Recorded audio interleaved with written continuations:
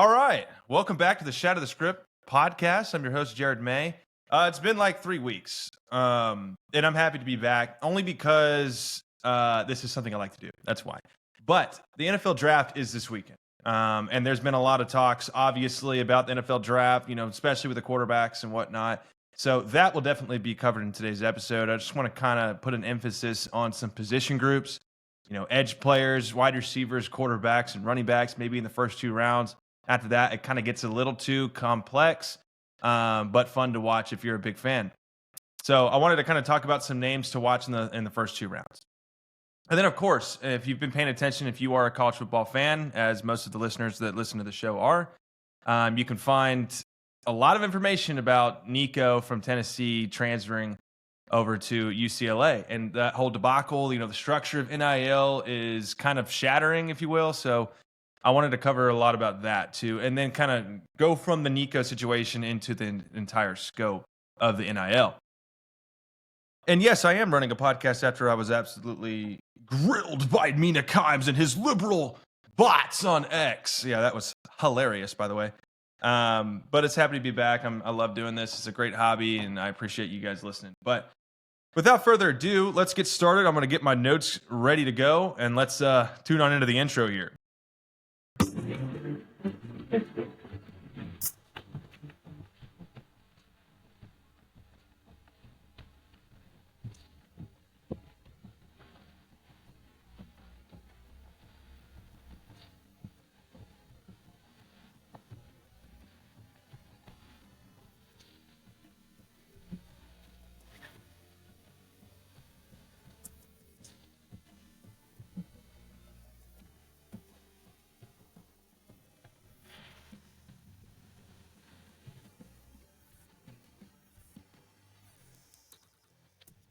All right, getting back into it here. We've got a lot in store, as I mentioned, college football, NFL draft, NFL prospects coming in, Cam Ward, Shedeur Sanders, most Shedeur Sanders being a total screw up in the college football and one of the worst formal interviews. And you got Cam Ward being the truth. First, we thought it was going to be Travis Hunter drafted so early on. Now we're realizing that it's going to be Cam Ward first overall, most likely, 99% most likely to the Tennessee Titans. Where is Travis Hunter going to wind up?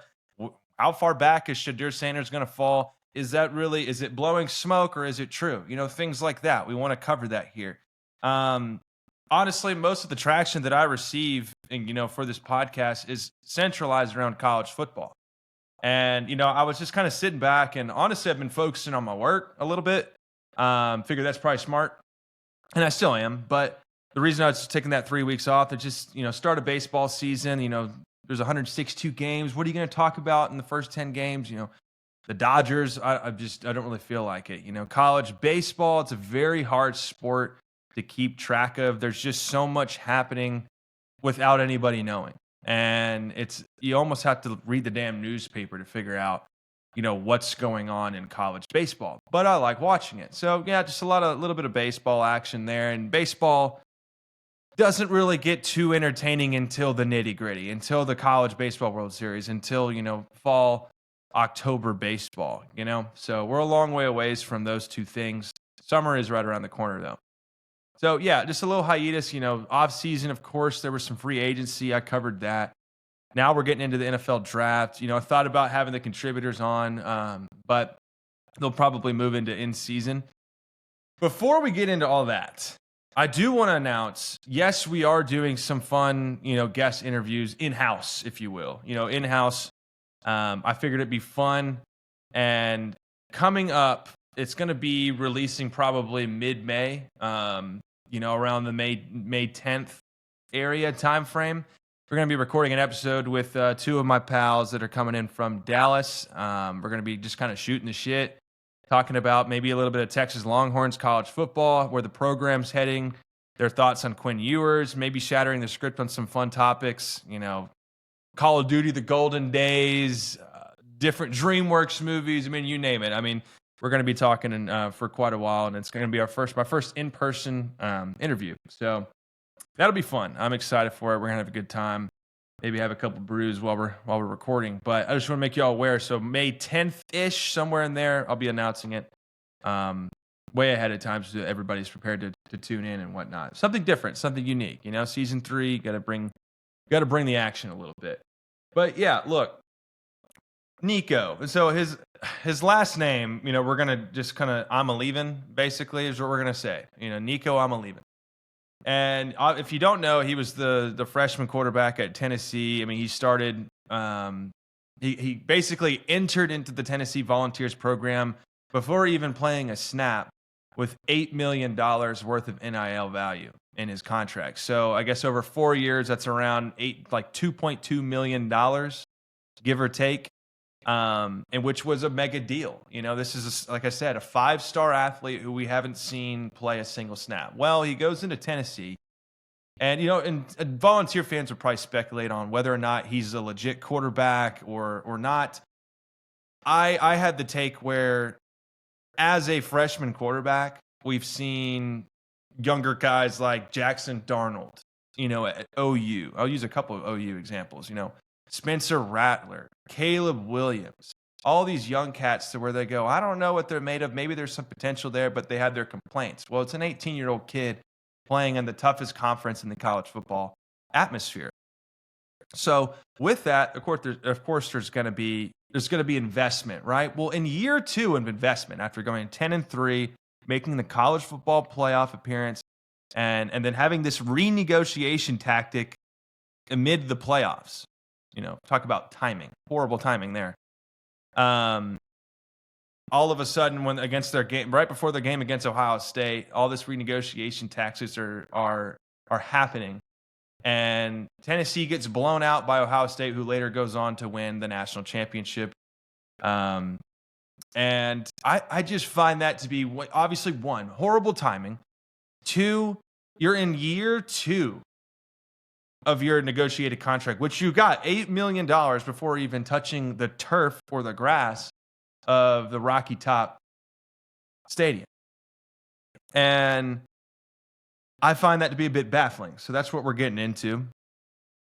And then, of course, right after that, he misses some training workouts in the spring, spring training workouts in the off season, practicing team chemistry, especially with your wide receivers, meshes, concepts, doing all that kind of sort of stuff to get you ready to go back into the playoffs in the SEC and the toughest conference in the college football atmosphere, and maybe eclipse 10 wins and win your conference and play in a conference championship and maybe win a national championship as you've grown stronger, as you've grown wiser as a sophomore quarterback in college football.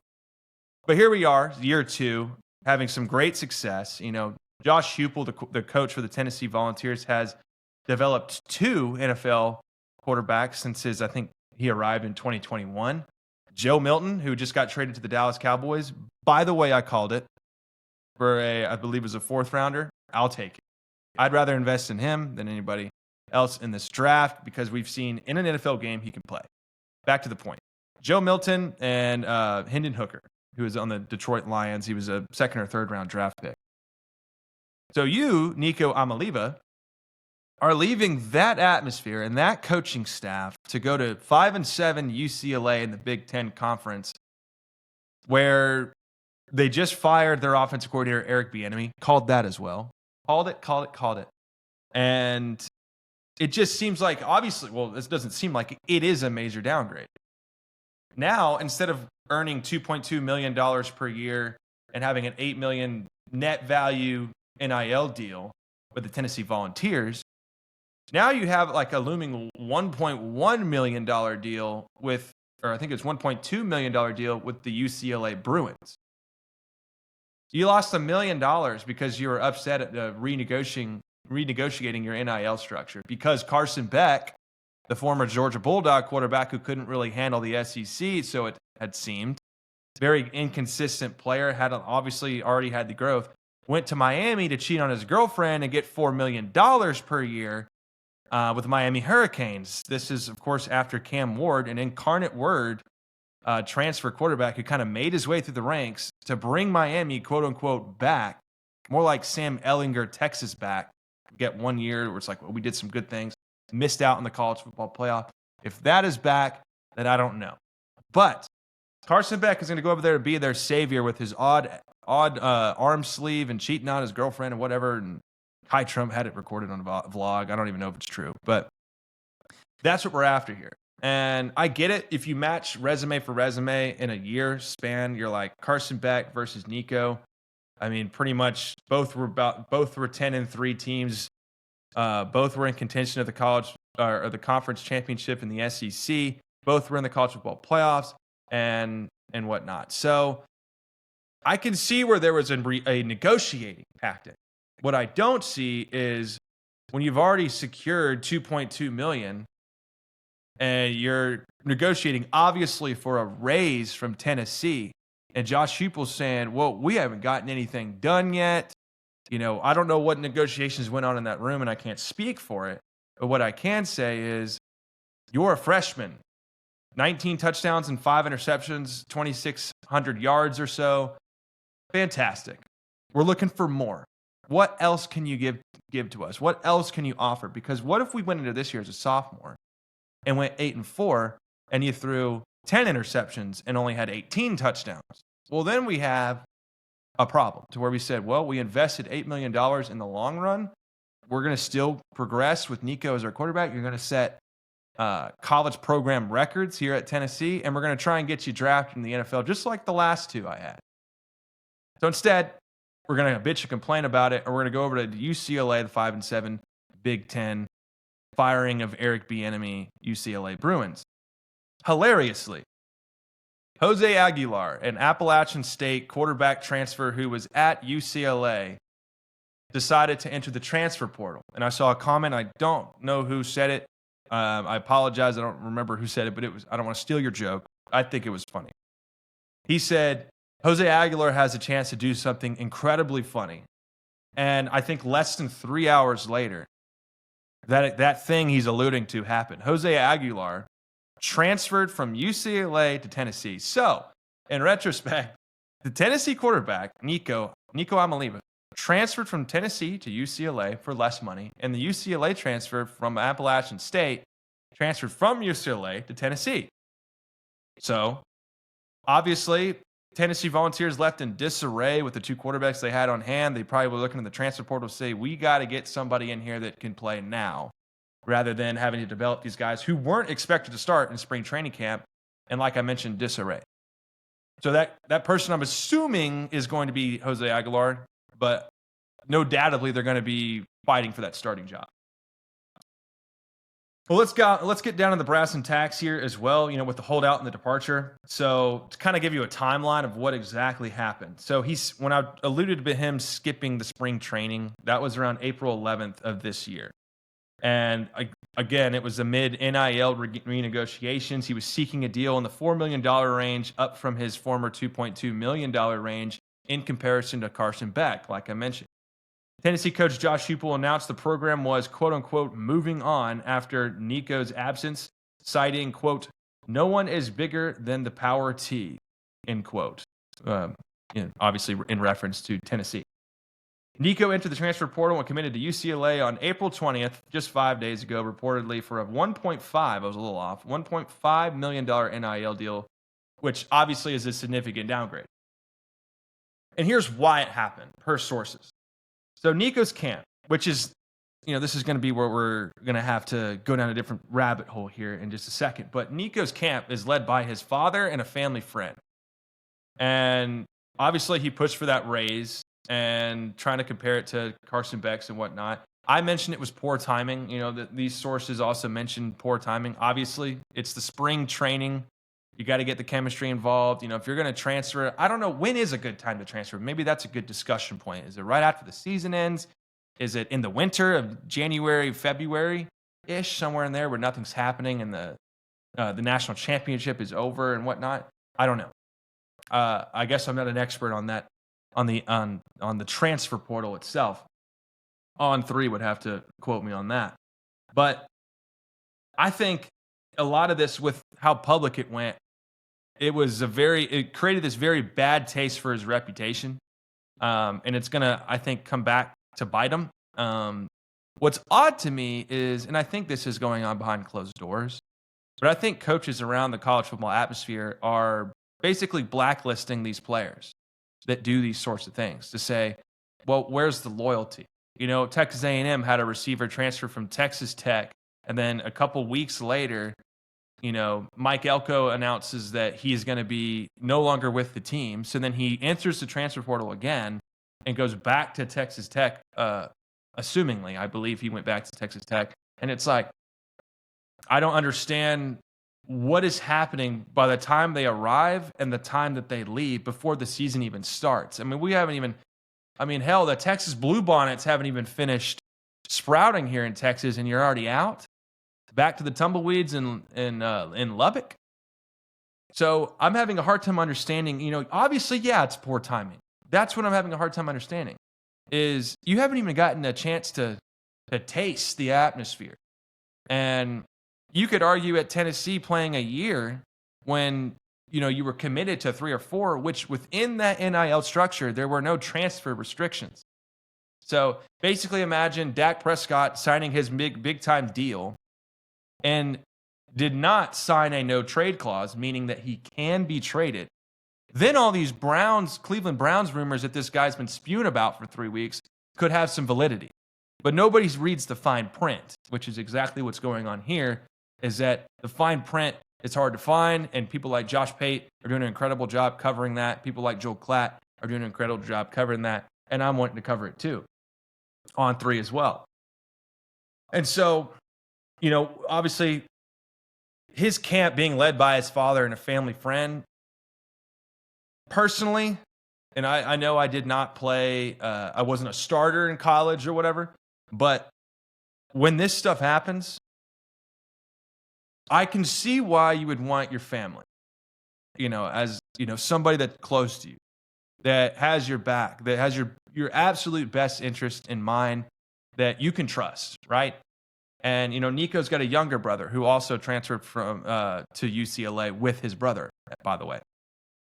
And so when you look at this, I can see why it could be a good thing for Nico's camp to have, obviously his dad and a family friend. I think that's important. That's what a young kid should strive for, is to have people that he trusts in his corner. It's hard to trust agents these days. It's, but it's also at the same time, the flip side of the coin is it's very good to trust agents these days because they can get what you're worth. They can get more than what you're worth, and they can work out good deals, and they can go out for what's best for you financially, with all the considerations in mind. So, it's noted on here, but I'm really not going to go down that rabbit hole because I don't know his father, I don't know his family friend, and I don't know anything about the sports group that was in charge of negotiating his deals. What I know is the situation of renegotiating the deal in year 2 with Tennessee was ill-advised. That would be my suggestion, because obviously you lost $1 million, or close to $800,000 worth of NIL worth. You downgraded in conference, you downgraded in talent, and you downgraded in coaching staff. So chalk up 4 L's for your son, Nico Iamaleava. And that constitutes a bad decision. I don't see a win anywhere in here.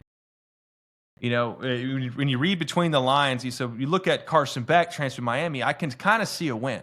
At least there is the fact that he's getting more money transferred to Miami. At least there's the fact that, yes, he is downgrading in conference, even though, that conference that Miami is in, the ACC, it is growing in competition with Clemson and SMU and players like that, or programs like that. But I think it's kind of an inflation tactic for his stats. I don't think he's produced well enough in the SEC to really open your eyes as an NFL scout. So going to Miami and inflating your stats in the ACC might be a good decision for your camp. And so the impact on Tennessee that Nico had when he left, like I mentioned earlier, 2 untested scholarship quarterbacks with Jake Merklinger and George McIntyre. And obviously I mentioned Jose Aguilar, the Appalachian State / UCLA quarterback, transferred to Tennessee just a few days ago, that he's joining the ranks as well. And you look at the Volunteers playoff hopes for 2025. Look, I've kind of read up on this. I'm not an expert on the ins and outs of their roster and who they need to obtain and whatnot. From what I understand and from what I've heard, they had a lot of pieces to fill, which most SEC teams do when you have a really good season, because a lot of those players are going to enter the draft. They're going to leave their junior year and become an NFL prospect, go to the combine. Their agents are going to advise them to do that because get what they're worth. You don't want to stay in their year in the college atmosphere unless it's just you want to increase your draft capital for the following year. So worst case scenario with Nico leaving and Josh Heupel at Tennessee, he's basically going to, this is like diffusing a bomb, essentially. It's what damage can we prevent? We had this expectation that was set. There still is that same expectation. But if we're being for real, the worst case scenario is missing a bowl game for Tennessee. Going 5-7, going 6-6 would make you a bowl game, but that's worst case scenario now. And I really hope that doesn't happen, because I don't believe that Nico was as influential on the field as some, not all, definitely not all, might claim. But I really respect the coaching staff over there in Tennessee to the fact where I think they're going to overcome this.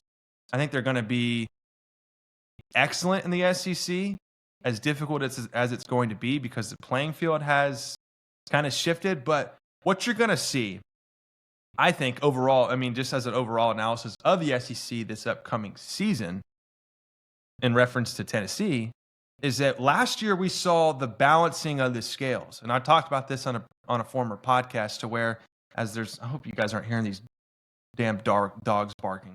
Get a hold of your dog. Put on a fucking leash.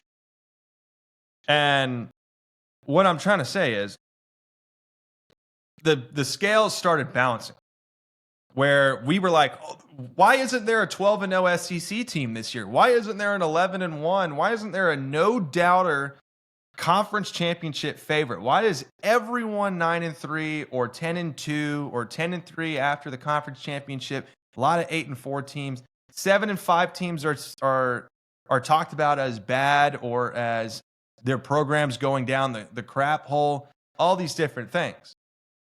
When it's just the scales balancing. I talked about this before. Look at Oklahoma's schedule. Look at Arkansas's schedule. Both of those teams, and so many I guess the wins and losses were so cross-contaminated within the SEC this year. Ole Miss beat Georgia, but then Georgia beat Tennessee, but then Alabama beat Tennessee, but then Arkansas beat Tennessee, but then Tennessee beat this team, and you just kind of go through this rabbit hole. Auburn beat A&M, but Texas beat Georgia, or lost to Georgia, but Texas also beat this team, and it was a nightmare. We didn't know. I literally have an episode titled SEC Chaos, because that's what it was.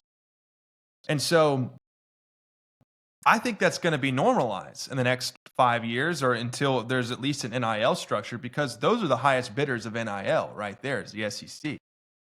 And I think if the Tennessee Volunteers go 8-4, I think it's a very, very big accomplishment, in regards to the disarray that they're currently in. I absolutely would think, with the scales balancing, you get eight wins after losing your quarterback, and you have 2 untested scholarship quarterbacks, as you mentioned, and then a transfer from Appalachian State and UCLA coming in, basically in spite of Nico joining the ranks.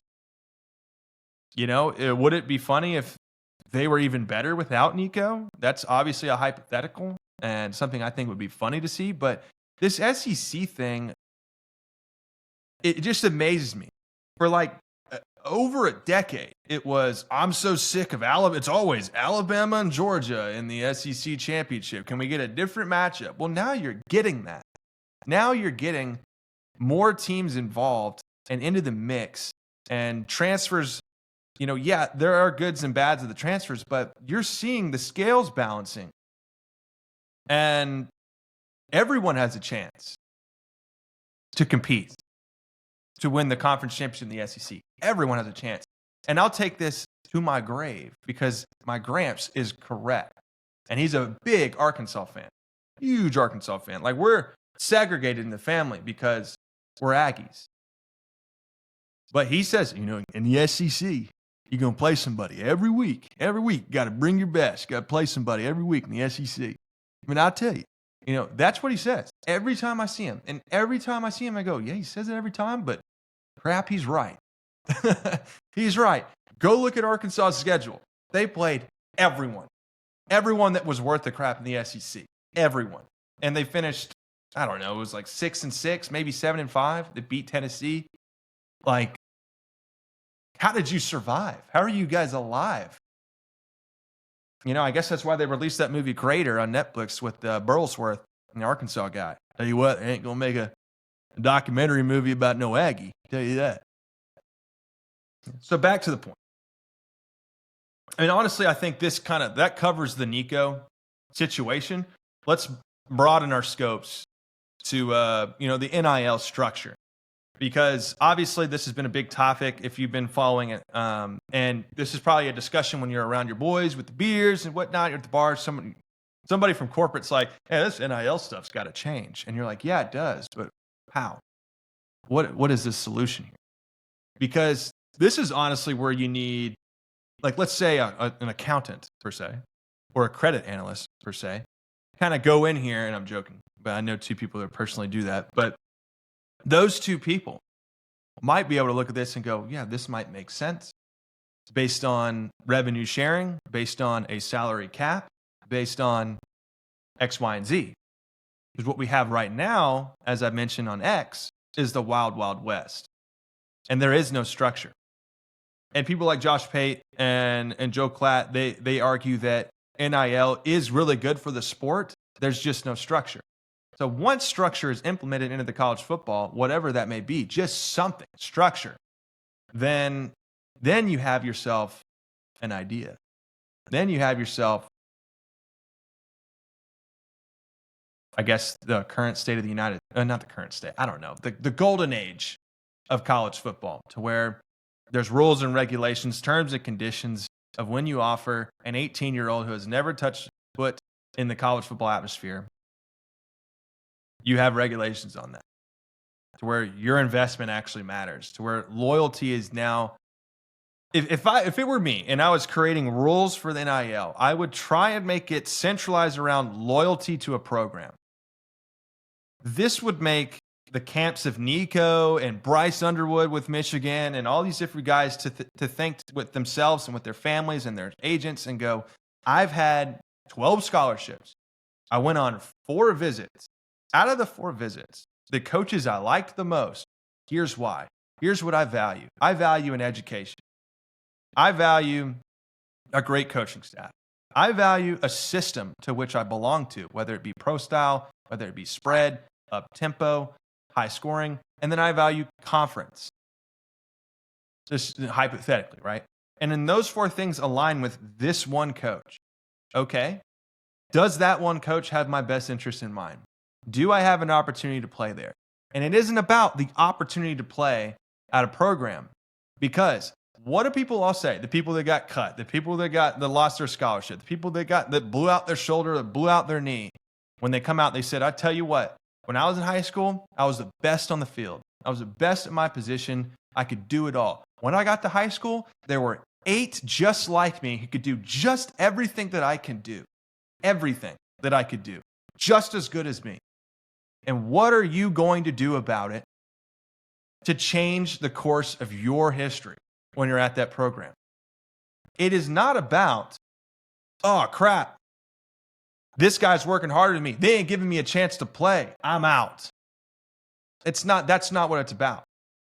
That's the centralized problem. That's the new culture of these young kids in the college football atmosphere, is as soon as a coach plays hardball on me, I'm out. I'm going to the next place across the county, and then I'm going to throw some signs at you, taunt you during the game, and do all that kind of stuff and say, you should have kept me. Well, you should have worked harder. It's what the athletes that were cut say every time when they talk about it. I should have worked hard. I should have done more. I could have done more. Woulda, coulda, shoulda. And the talent is there, no question, with these athletes. The 4 stars, 5 stars. Those guys with the chip on the shoulder, Cam Scattaboo, much as I don't really like the kid, I mean, talk about a chip on his shoulder. And now look at him. I mean, he's valued as, I mean, I would honestly, my comparison to him would probably be Peyton Hillis. That's my comp. Peyton Hillis at Arkansas. I saw a clip, Darren McFadden, Felix Jones, and Peyton Hillis running the triple option at Arkansas. Good luck. But all three of those running backs, you know, I believe Peyton Hillis is probably a H-back at the time, kind of a hybrid H-back, ironically, is all three of them were just as good. Who's going to work the hardest? Darren McFadden had one of the best college running back careers of all time. And, you know, those opportunities he earned. He had to strive for it. He had to do this and that and this. And quarterback is the toughest spot to do that at.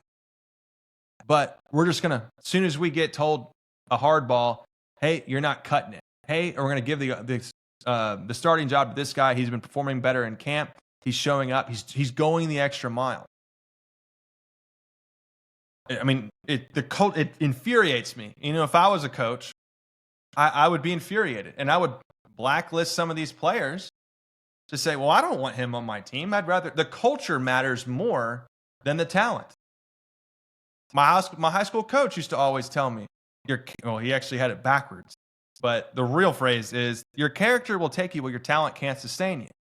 So the character of the team, the character of the brotherhood, the program, the culture is what matters more than the talent on the roster. I'd climb in a foxhole with you, brother. That kind of stuff. And that's what has escaped and has turned NIL into a nightmare, because you're giving 18-year-olds millions of dollars. And I've always advocated for it, and I might sound stupid, but I've always advocated for, why did the budgets have to be so high? Why couldn't it have been like a couple 100,000, or, you know, in the tens of thousands of worth? I mean, shit, you're talking about, it could have been their college fund. You know, obviously they're on scholarship, their college is paid for. Match that NIL structure with their scholarship, with what your tuition funds are. Maybe double it. Maybe cover it. Say, here's a scholarship plus the amount of your tuition funds on top of that. But the fact that it had to go to $8 million without ever proving one snap before you even get there is just, I would compare it to, and this is going to get political, but I would compare it to the vaccine. I mean, by God, it's like, take the vaccine, take the vaccine, take the vaccine. And everyone's like, whoa, wait, what? Like, there is no studies on this thing. There is no research. I mean, it just came out today. I mean, I need to know more about this. If I'm going to inject this into my body, if I'm going to inject this athlete into my program, I need to know more about it. I need to know if he can play. I need to know if he can do this. I know perform under pressure, get rid of the ball quick, find the right cut, run the right routes, have the right attitude, work the hardest in the weight room before I offer it a scholarship. Or not even just a scholarship. Of course, you're going to offer a scholarship before you get there because you see the talent on the high school field. But when they get into the program, what is their character compared to their talent? Why would I take this and stab it into my shoulder or whatever when I don't know nothing about it? I'm taking an investment based on pure, dare I say, faith that this thing is actually going to cure what I have going on. And you can find that controversial, but that's common sense and reality. And that's what I feel like the NIL and the new culture of the college football is we don't care. You're a 5-star. You're 6'5". Here's $8 million. Oh, you're leaving? What? You know, like it doesn't dawn on me. So back to the NIL overview. So little background information. It was legalized in 2021. You know, it allowed athletes to perform from their name, image, and likeness, yada, yada, yada. You know, collectives like Tennessee's Spire Sports Group, the one that supported Nico, their pooled booster funds to pay athletes, and often in multi-million-dollar deals. Tennessee's lawsuit against NCAA in 2024, sparked by Nico's recruitment, dismantled recruiting restrictions, empowering collectives further. Problems in the NIL structure. These are some notes that I had. Lack of regulation. Obviously, it's the wild, wild west out there. There is no salary cap. There is no revenue sharing that I know about. It's just we developed this quote unquote budget, which is almost like a ghost budget. We don't know what they are. The average person, the Joe Schmo, doesn't take we don't look it up. These sorts of things I think are important if you're going to pay an athlete money, just like it is in the NFL. I mean, these kids go into the NFL, right? Most of them, some of them, right? Well, the NFL has a salary cap. You're paying football players in the college football atmosphere. Probably should have a salary cap there. And holdouts and transfers, let's look at the NFL in comparison. A lot of contract holdouts. I'm going to sit out of training camp. I'm going to sit out of this because I'm not getting paid what I'm worth. I'm going to miss 1 or 2 games. I want to be traded. I demand a trade. And then 2 or 3 days later, they're given a giant contract extension like Myles Garrett or like Jamar Chase or like Ezekiel Elliott back in the day. I want to get what I'm worth. My agent says I'm worth this. You're not paying me this. You're offering me this. I have a renegotiating factor based on the amount of years. I want 4 years. You want 6. The reason I want 4 years is because the market changes every 3 to 4 years, and I want what I'm worth when I'm worth it, and I want more guaranteed money, more money. Timing issues, obviously, spiraling portal moves like Nico's in the spring don't help a program. They just don't. That's when you're working on your playbook. That's when you're working on your scheme. That's when you're probably watching 2024's film based on your struggles and your advantages, based on your new roster that you are currently in 95% of the way have assembled already. And then you risk reputation, in the NIL structure. Obviously, like I mentioned, the wide receiver transferring from Texas Tech to A&M back to Texas Tech. I've mentioned Carson Beck going to Miami for more money and leaving at the SEC. I've mentioned Nico, obviously, Jose Aguilar, Nico's little brother. I mean, you can just go down this road of these reputations where's the loyalty and what's the point of me giving you an NIL deal if you're just going to leave? I would just do 1 year NIL worthy deals if this is the case, and these transfer restrictions. I mean, I don't think it is possible to implement a transfer restriction. I think that would be because, I mean, these are kids. Like that's the difficult part about it. But if I had to, I would.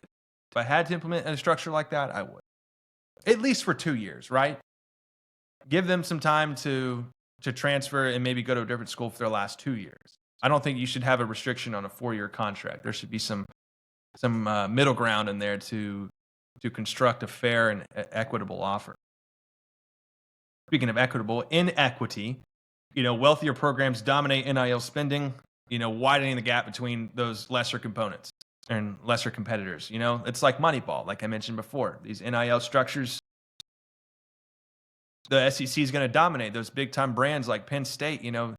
That's why those teams like SMU, they go up in the north and play Penn State, and they're like, well, crap, we've got starters that are about as good as their starters, but they've got second and third stringers that are about as good as our starters, and they're freshmen. They got it all. They got the budget to handle it, which is why they win. Makes sense. So, like I said, if I'm going to suggest a solution, it would be a salary cap. It would be something along the lines of revenue sharing, So this thing talks about, or my notes talk about a $20.5 million cap on athlete revenue sharing. That's after the House settlement. And that may stabilize some budgets to say, okay, here's our 20.5 revenue sharing budget to where we can pay. And based on that, there's going to be restrictions on transfer. There's going to be restrictions on, third-party communication where I'm committed to this one school, but I'm having these under-the-table talks in season or out of season or in the off season or in the spring training with these other schools. It needs to be public, known to the coaches, known to the staff, so that there is complete transparency within the transfer portal, because the transfer portal is wild. And this is when you need a Wyatt Earp. I mean, that's the solution right there. I mean, you think about it. Let's compare it to a Tombstone movie. In Tombstone, you got the cowboys wearing red. They run the town. Law don't go around here, right? That's the NIL. And Wyatt Earp comes in and says, I'm retired. Just get paid. I don't care. Do what you got to do. Then he realizes there's a problem, a big one. Nico, Carson Beck, these types of players. And goes, well, I got no choice now. Everyone's complaining. Everyone's yelling and yapping and doing all this stuff. I got to put an end to this.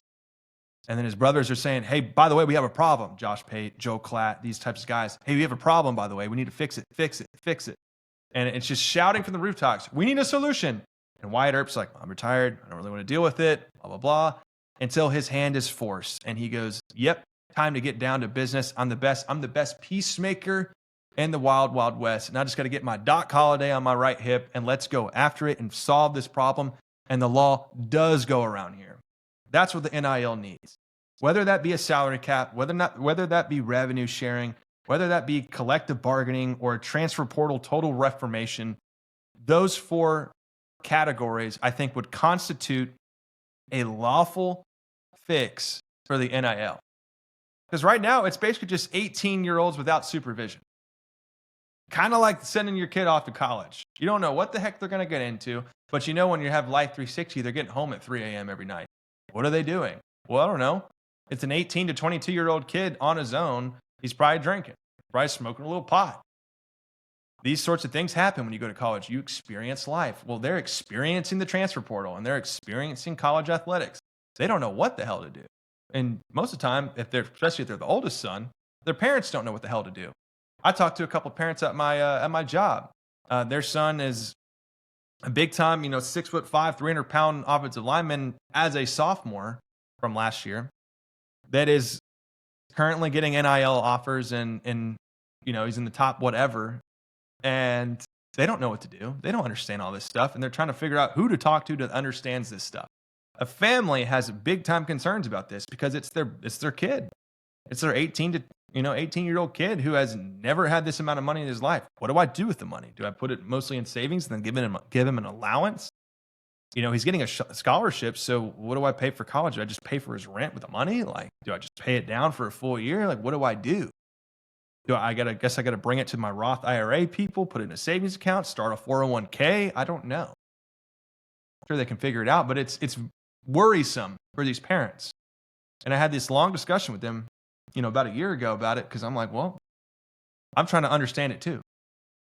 And I can understand, I can't understand because I don't have kids, how difficult it might be to have your son possibly make, north of $800,000 a year to play college football. But might set him up for life. It's money, right? Money talks. So, discussion points, I guess, to ask yourselves, as I have already discussed, is the NIL system sustainable? Or is it zero structure? Is this zero structure ruining the sport kind of thing? And how can programs balance player empowerment with team loyalty? I think loyalty is the most important thing in a sport. Brotherhood, climbing in a foxhole with your teammate.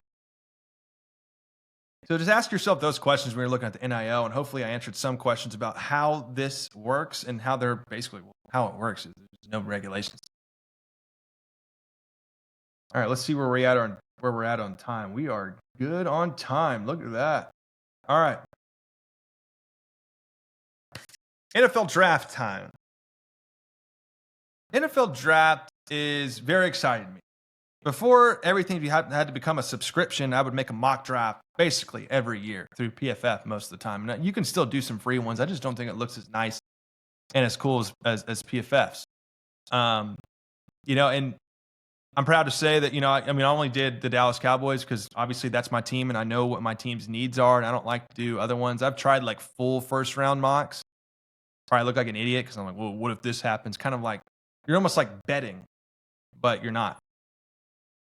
But tight end Jake Ferguson, I called that draft pick in 2 out of my 3 mock drafts that I made 2 years ago, 2 years ago. And Deron Bland with the Dallas Cowboys, I got that one on all 3 draft boards. I got the round, and of course the team correct with Deron Bland. So 2 big time players the Dallas Cowboys ended up getting right, and with late round picks, but nothing up towards the front, which is where we're going to get into that first and second round, day 1, day 2, because there's so much movement. And I think this year there's been so much speculation of some blockbuster trades to where I think there's going to be a lot of movement inside the top 5. And obviously, the Tennessee Titans 100% are staying put for Cam Ward unless something crazy happens. Picks 2 and 3, the Browns and the Giants and whatnot. A lot of speculation between those two teams trading back out and maybe getting some more draft capital in the first round to tackle their needs. I talked about the Giants because I saw a particular ESPN analyst say that the Giants should be drafting for long term and not the short term. I'm like, what are you talking about? Who drafts for the short term? You're investing in a young player who plays a minimum of 4 years. And it's like, and you got no quarterback on the Giants. I mean, it's Drew Lock and whoever else, Tommy DeVito. Yeah, good luck. And yeah, basically all you got on the Giants is Malik Neighbors. Kayvon Thibodeau ain't worth a crap. None of their DBs are any good. Maybe I think they may have one DB that's young that's good. And the rest of the team is pretty much hot garbage. Wan'Dale Robinson, the slot receiver, has some potential. He's hurt most of the time because he's 5'7". So when you say the Giants should draft for the long run, yeah, I'm pretty sure they should. And anybody that watches the NFL looks at that and goes, duh. What short term would they be drafting for? Yeah, I'm going to draft a quarterback for the short term. What is that? What? I'm going to draft a lineman for the short term. What does that mean? They play for 15 years. I'm going to draft a wide receiver in the first or second round for the short term. If you draft a receiver in the first round, you're predicting. Now, I'm take this from Hunter. He's mentioned this on the show when he was a part of it. Is saying like, well, if you're going to draft a receiver in the first round, then you're banking on him being the starter one day. It sent a bad image if you already have a number one wide receiver. So if you got a wide receiver in the first round alongside Malik Neighbors, eventually Malik Neighbors is going to be kicked out if that first round draft pick pans out because you drafted him as a first rounder. That's the end all be all right there with draft capital with receivers. Running back, it's like, well, what are you going to do? Draft him and hope that maybe he's good for a year for the short term? It just was sarcastically a groundbreaking take. And I got blamed for it. She actually quoted my tweet, and then a bunch of liberal bots came in and were laughing at my show and saying I only had 145 followers on X. And I thought it was hilarious. And I was trolling back and forth, and I got people and friends talking to me like, dude, you got people fuming on X. And I'm like, well, I'm not even rage baiting. People always thought I was rage baiting because I pay for premium or whatever. I mean, I pay for premium because I want to get some looks. I want to get noticed. I mean, I don't buy followers or anything. So anyway, when all that stuff happening, I'm like, well, it doesn't change the fact that I'm 100% right about what she said. Maybe she doesn't have a writer behind the scenes, but I'm pretty sure a lot of those people were placed in their position because of what they look like. Enough said. 1v1, me versus Mina Kimes. Monday night, 7 p.m. after the draft. Anyway, yeah, so some key topics to watch. Look, there's a big quarterback carousel in the first round. Obviously, I talked about Cam Ward. He's going to go first overall, 100% or close to 100% likelihood there. Jackson Dart, Ole Miss quarterback, has kind of jumped up the rankings. A lot of the analysts are starting to like what he's showcasing. He had a pretty good combine. Shedeur Sanders, dude, I mean, there's so much controversy around him. So much. And if I had to grade him as a player, based on, I mean, he was on TV a lot. It's Colorado. I mean, Colorado with Deion Sanders got a lot of TV time, got a lot of attention. That's why people hate him. And that's why people don't. Every time I comment on the Colorado Buffaloes, I get 1,000 of their fan pages coming after me and it just blows up. And you're like, dude, it's Colorado. Like, who cares? I just don't think 9-3 1 year was that great.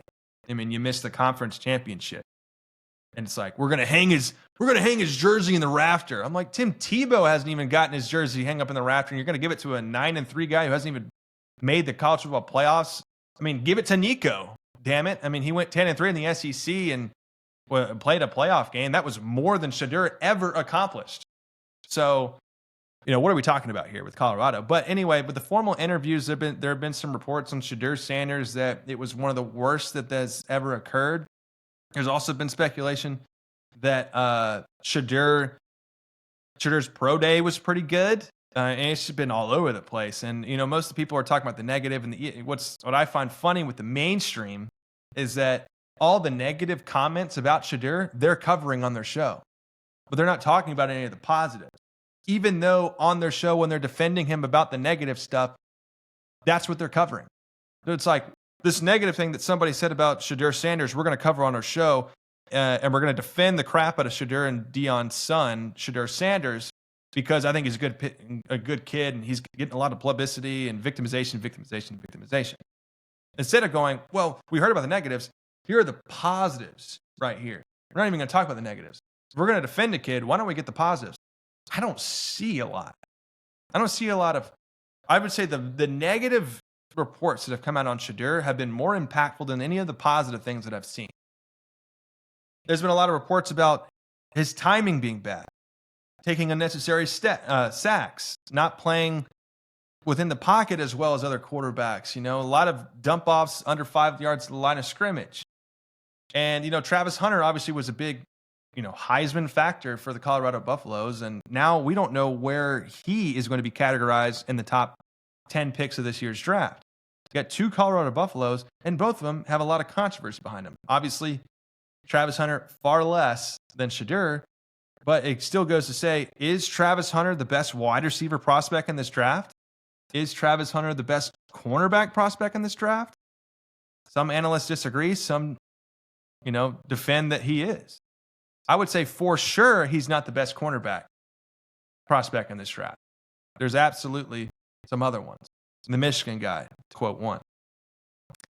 As a receiver, you could argue Luther Burden III. You can argue Tet McMillan, I wouldn't say is better than Travis Hunter at receiver, but there's some guys out there where you watch the game and you go, wow, they popped out with far less efficient quarterback play. And I'm not trying to hate on Travis Hunter. I'm just trying to poise the question, what do other teams notice that I'm noticing too? Because we're all only human. Nobody's a super genius out there. Of course there is. Sarcastic, but so obviously more players to watch. Those 3 quarterbacks are going to be some big time names. Jalen Milroe, quarterback from Alabama, he's met with the Pittsburgh Steelers a couple times. Man, I've talked about him a few times off the record. Here's what's crazy about Jalen Milroe. Normally, I wouldn't like a prospect like him coming into the draft. Normally.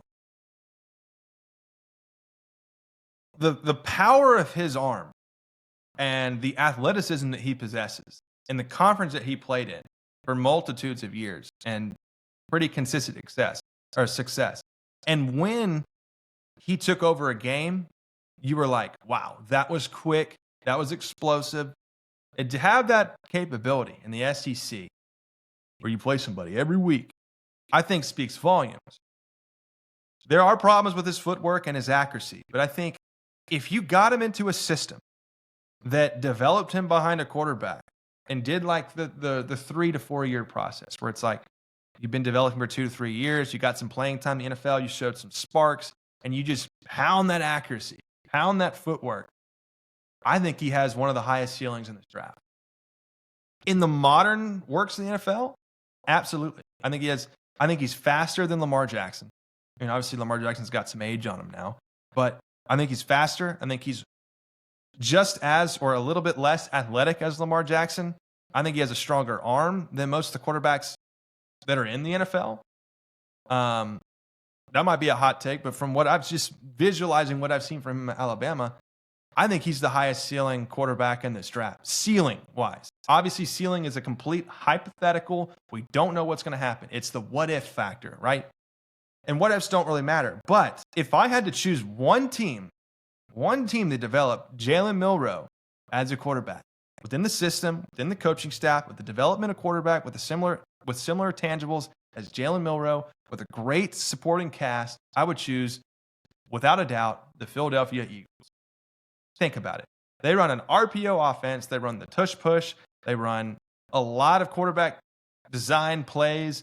They have a great supporting cast with A.J. Brown and Devontae Smith. And Devontae Smith is younger than A.J. Brown.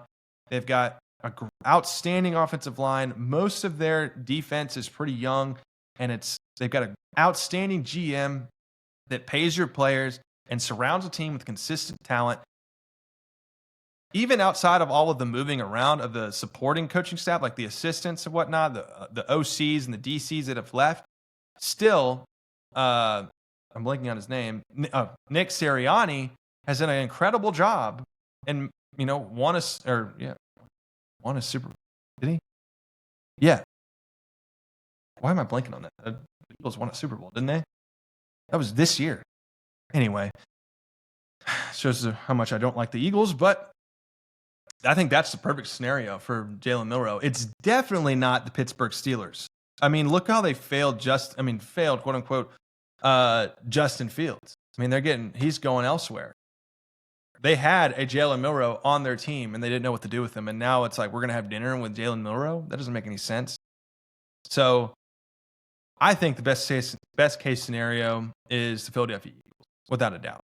That gives you, 3-4 years of development underneath a system which you can thrive in. And then when you plug and play a guy like Jalen Milroe, the ceiling there, a lot like a Joe Milton ceiling that in Dallas now, I think the potential is the sky's the limit in that scenario. And it's not where like you want to blow your head off in Carolina where you're like, I don't even want to be here.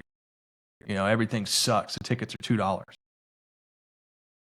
Ashton Genty, obviously a big time name. There's been speculation that he might go inside the top 5 in a pick. And there's speculation that some teams are trying to trade up to get him. Personally, as a Cowboys fan, I want somebody to do that. I want somebody to pick Ashton Genty before number 12.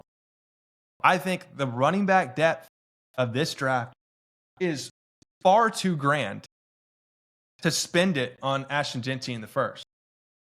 As good as he is, as easy as he would be to be a day one plug-in starter. And obviously there's talks about North Carolina, Amarian Hampton. Amarian Hampton is a phenomenal prospect. He can basically do everything. I would be stoked if a team like the Cowboys either traded back into the mid-first round or towards the back end of the first round and got him in somewhere between picks 20 and 27. I would be questioning if we got him at 12. Definitely. I think that's a rookie move. My bold take for the Cowboys is I think they're going to go with an offensive lineman in the first round. I think they're going to get a tackle. And the reason for that is I don't think Tyler Guyton at left tackle panned out for the Dallas Cowboys. I think he was a miss, which is a rare miss for the Dallas Cowboys to have because they really usually hit their marks for first-round offensive linemen. But Terrence Steele, definitely not as good. Some people speculate he might be better at guard anywhere else but right tackle. So I don't know what you're going to do, but I think if you moved a little bit around on the offensive line, obviously you just lost Zach Martin. You need somebody to replace that right guard. You got Connor Beebe, he's great. Tyler Smith, he's phenomenal. Brock Hoffman's going to fill that spot for Zach Martin. He's got like this dog attitude. I think he's a great filler. If you got a third or a fourth round guard to kind of sit in behind him and learn and develop, I think that would be phenomenal. But I think Brock's attitude actually excels him past a lot of what I would want in the draft, to be honest. I mean, I saw him play last year. I thought he was pretty damn good, and he's kind of was a nobody at the time. So Dallas has this way of doing that with the offensive line. It's kind of strange. Terrence Steele is an example of that, to be honest. But I think if you move Terrence Steele around and Tyler Guyton around, you figure out those two, and you get a first-round offensive tackle, whether it be the Ohio State guy, I think you have a solution there. And the running back I think Dallas gets or tries its ass off to get is Quinshon Judkins at Ohio State. I saw his interview with Kay Adams talking really high about the Dallas Cowboys. Had a big old grin on his face talking about Jerry Jones. I think the Dallas Cowboys want Quinshon Judkins bad. And I would too. I think he's phenomenal. I mean, he's the dude with the crazy ass spin move in the video game. But watching him play at Ohio State, him and Travion Henderson in a committee backfield at Ohio State was phenomenal. All right. Yeah, so some other prospects we'll get into as well. Oh, I got to go here. Actually, sorry. Like I said, I wanted to focus on wide receivers, running backs, offensive tackles, and edge rushers. I kind of just mentioned a little bit of the offensive tackles that I think would be good. Some names to keep an eye on. Emory Jones from LSU, offensive tackle. Kelvin Banks from Texas. He's phenomenal. Olu Fashanu from Penn State. you really go with the Penn State O lineman, typically they end up pretty damn good. Riley Mahlman from Wisconsin. Wisconsin breeds offensive linemen. I mean, breed them like cattle. And I mean, it's like pup litter out there, and it's all just like English labs, beautiful. I'll take all of them, kind of type of litter up there with Wisconsin.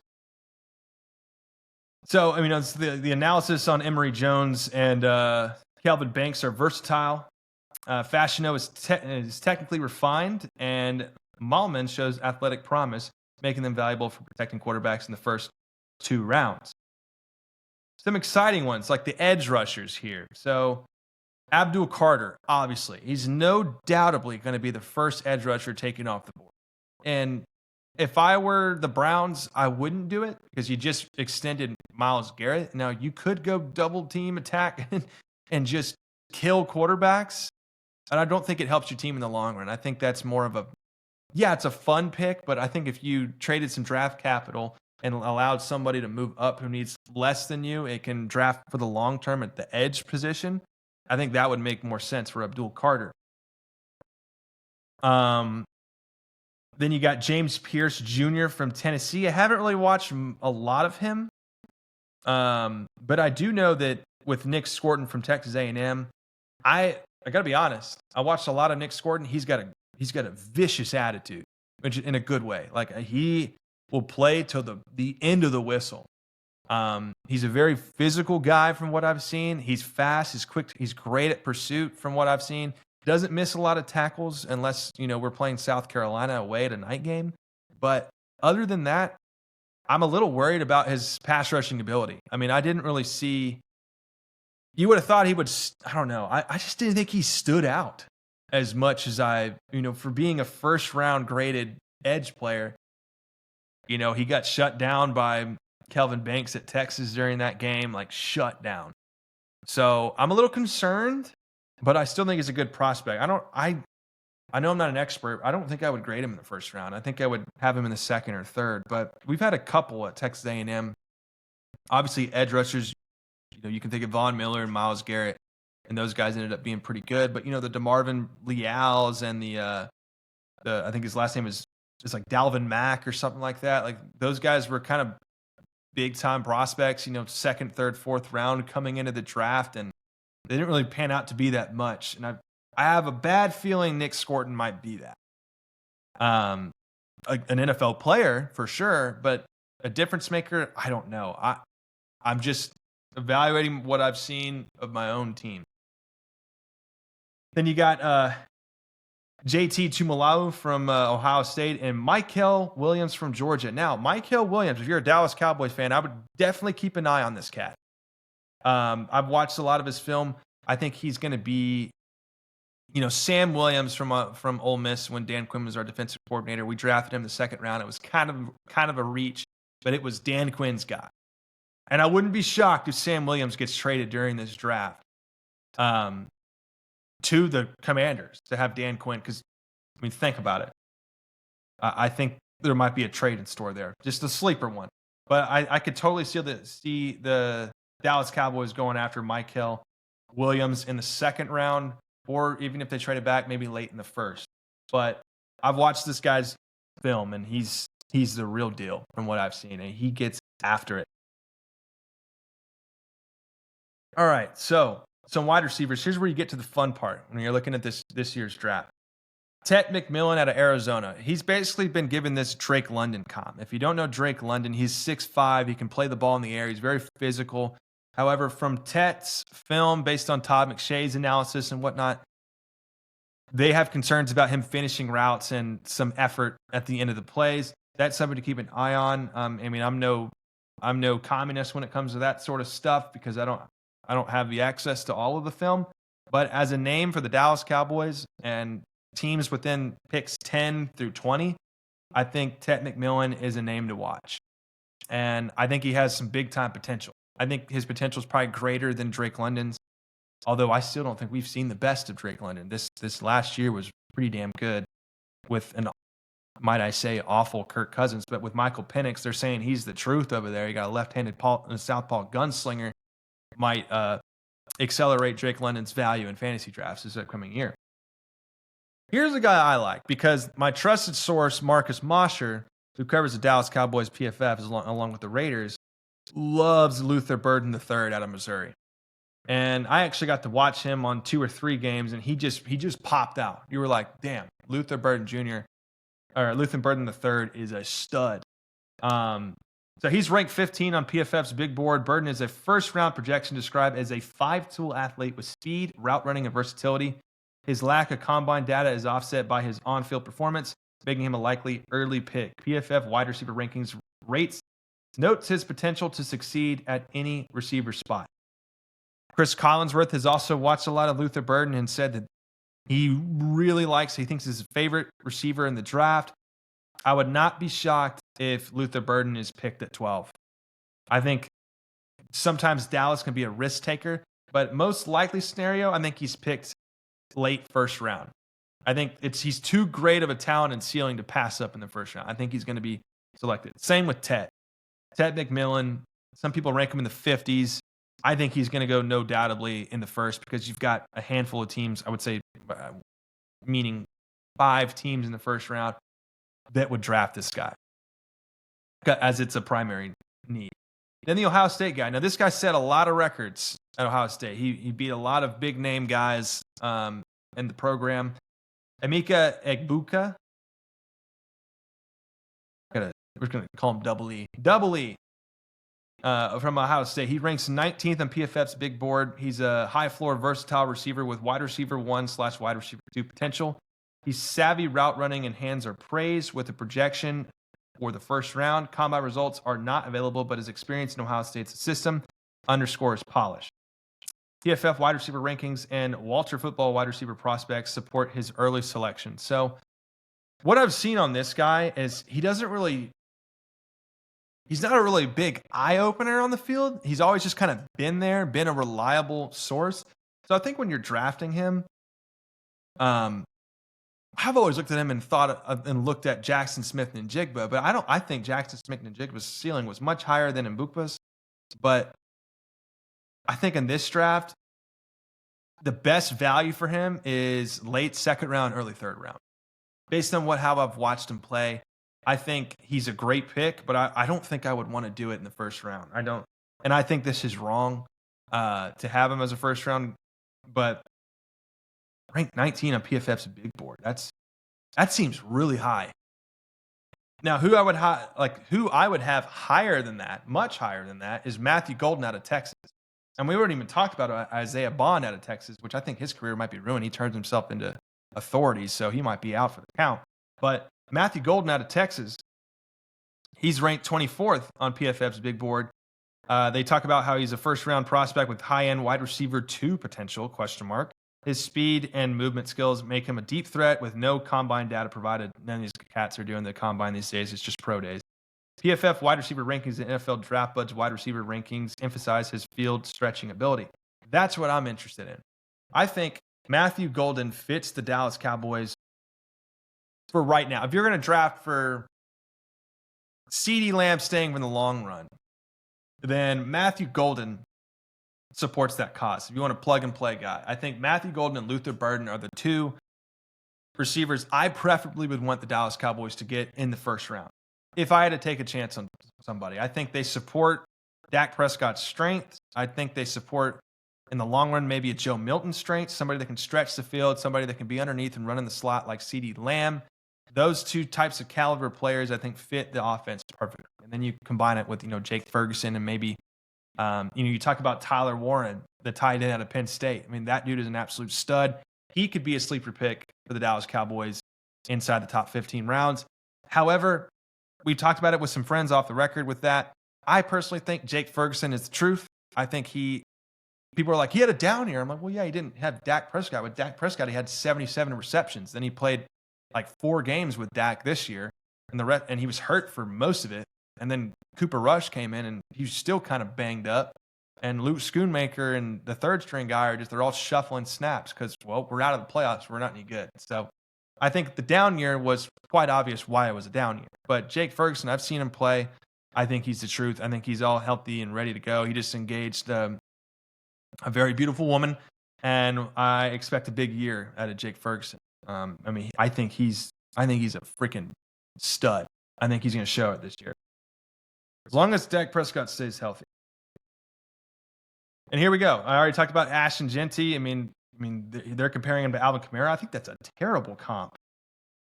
I don't think he's like. I would say he's more like Maurice Jones-Drew. Maybe. I mean, maybe I'm an idiot. I don't know. But Quinshon Judkins from Ohio State, I think he fits what Dallas is trying to do. That's why I think Dallas is going to. I mean, part of the reason why I think Dallas is going to go for him, other than the fact that I mentioned that he had this big grin on his face when he talked about Jerry Jones with Kay Adams.